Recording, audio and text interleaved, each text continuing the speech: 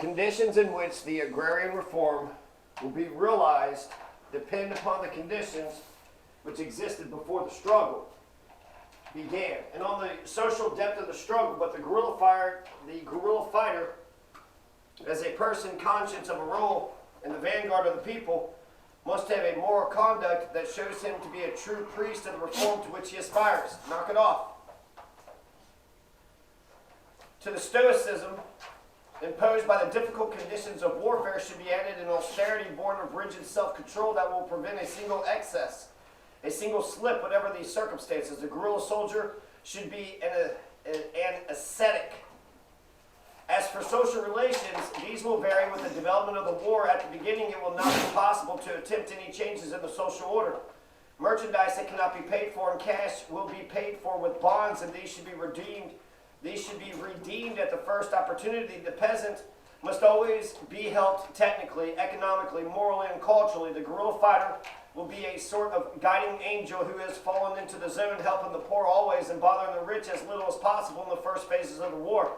But this war will continue on its course. Contradictions will continuously become sharper. The moment will arrive when many of those who regarded the revolution with a certain sympathy at the outset, will place themselves in a position diametrically opposed, and they will take the first step in the battle against the popular forces. At that moment, the guerrilla fighter should act to make himself into the standard bearer of the cause of the people, punishing every betrayal with justice.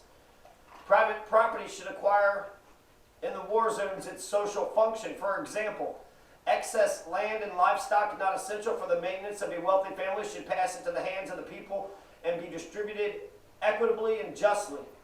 The right of the owners to receive payment for possessions used for the social good ought always to be respected, but this payment will be made in bonds of hope, as they were called by our teacher, General Bayo, referring to the common interest that is thereby established between debtor and creditor. The land and property of notorious and active enemies of the revolution should pass immediately into the hands of the revolutionary forces. Furthermore, taking advantage of the heat of the war, those moments in which human fraternity reaches its highest intensity, all kinds of cooperative work, as much as the mentality of the inhabitants will permit, ought to be stimulated. The guerrilla, as a social reformer, should not only provide an example of his own life, but he ought also constantly to give orientation in ideological problems, explaining what he knows and what he wishes to do at the right time. He will also make use of what he learns as the months or years of the war strengthen his revolutionary convictions, making him more radical as the potency of arms is demonstrated, as the outlook of the inhabitants becomes a part of his spirit and of his own life. And as he understands the justice and vital necessity of a series of changes of which the theoretical importance appeared to him before, but devoid of practical urgency. This development occurs very often because the initiators of guerrilla warfare, or rather the directors of guerrilla warfare, are not men who have bent their backs day after day over the furrow.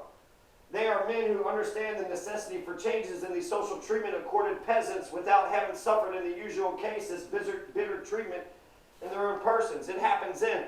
I am drawing on the Cuban experience and enlarging it, that a genuine interaction is produced between these leaders who, with their acts, teach the people the fundamental importance of the armed fight, and the people themselves who rise in rebellion and teach the leaders these practical necessities of which we speak. Thus, as a product of this interaction between the guerrilla fighter and his people, a progressive radicalization appears which further accentuates the revolutionary characteristics of the movement and gives it a national scope.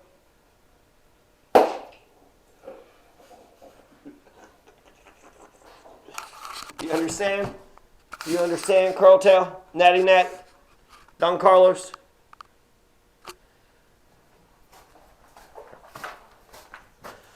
Do you understand? Huh? What a silly dog. You're so silly.